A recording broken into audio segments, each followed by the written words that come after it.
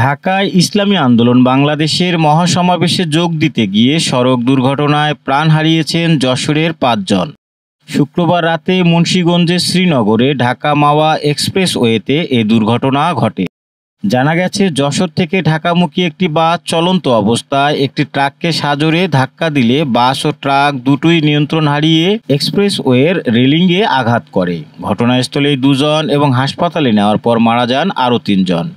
নিহতদের মধ্যে আছেন পাগলাদহ গ্রামের ডাক্তার জালাল, জিল্লুর রহমান, আব্দুল হালিম ও মাওলানা মোস্তফা ও হেলপার আসিফ।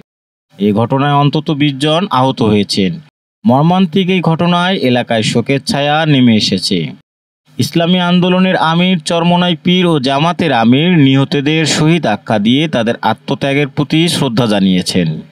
গণতন্ত্র পুনঃপ্রতিষ্ঠা এবং তৃণমূলকে সংগঠিত করতে বিএনপির সদস্য নবায়ন ও নতুন সদস্য সংগ্রহ কর্মসূচি শুরু হয়েছে যশোরে। শনিবার বিকেলে জেলা শিল্পকলা একাডেমি মিলনায়তনে এ কর্মসূচির আনুষ্ঠানিক উদ্বোধন করেন বিএনপির ভাইস চেয়ারম্যান অধ্যাপক নার্গিস বেগম। সভাপতিত্ব করেন জেলা সভাপতি অ্যাডভোকেট সৈয়দ সাবিরুল হক। অনুষ্ঠানে জেলার শীর্ষ নেতৃবৃন্দর উপস্থিতিতে সদস্য ফরম পূরণের মাধ্যমে শুরু হয় এ কার্যক্রম। বক্তারা বলেন, এ কর্মসূচির মাধ্যমে বিএনপির তৃণমূল পর্যায়ে আরও শক্তিশালী হবে। সদস্য ফরম সরবরাহ করা হচ্ছে ২০ টাকা মূল্যে। এ কর্মসূচি ছড়িয়ে পড়বে পুরো জেলা জুড়ে, ইউনিয়ন, পৌরসভা ও উপজেলা পর্যায়ে।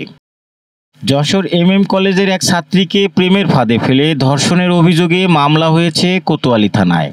শনিবার দুপুরে ভুক্তভোগী নিজে উপস্থিত হয়ে এজাহার দাখিল করেন। অভিযোগে বলা হয়েছে, ৭ মাস আগে সার্কিট হাউস পাড়ায় বিদ্যুতের কাজের সূত্রে পরিচয় হয় শাওন নামের এক ইলেকট্রিক মিস্ত্রির সঙ্গে।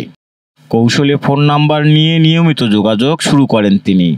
পর্যায়ক্রমে প্রেমের প্রস্তাব, ঘনিষ্ঠতা এবং শেষে বিয়ের প্রতিশ্রুতি দিয়ে একাধিকবার ধর্ষণ করেন শাওন। কিন্তু বিয়ের কথা তুললে নানা অজুহাতে তা এড়িয়ে যান অভিযুক্ত শাওন। অবশেষে বাধ্য হয়ে আদালতের দ্বারস্থ হন ওই শিক্ষার্থী। অভিযুক্ত ইদ্রিস আলী শাওন যশোরের খড়কি স্টেডিয়াম পাড়ার বাসিন্দা। যশোরে ফের আলোচনায় আইনজীবী নবকুমার কুণ্ডু।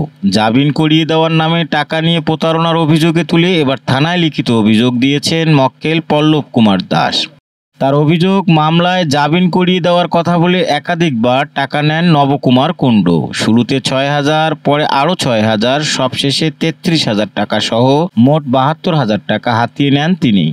কিন্তু প্রতিশ্রুতি অনুযায়ী জামিন না করিয়ে বরং ভয়ভীতি দেখান। এ বিষয়ে আইনজীবী সমিতিতে অভিযোগ করলেও কোনো প্রতিকার মেলেনি। উল্টো সাধারণ সম্পাদক নবকুমারকে শোকজ না করে বিষয়টি এড়িয়ে গেছেন বলে অভিযোগ ভুক্তভোগীর।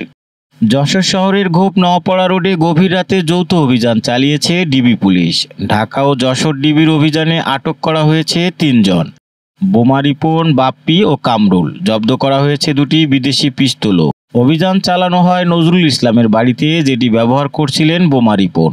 ঢাকায় ডিবি পুলিশের সদস্যদের ওপর গুলির ঘটনায় জড়িত ছিল এই চক্র। ১৮ জুন পল্টনে একটি প্রাইভেট কার থামাতে গেলে ডিবি পুলিশকে লক্ষ্য করে গুলি ছোড়ে তারা। তদন্তে জানা যায়, গুলির ঘটনার পর আসামিরা যশোরে পালিয়ে আসে।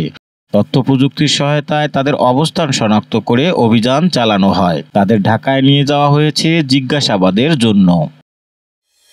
দেশ বিদেশের খবর সবার আগে জানতে ভিজিট করুন raddennews.net।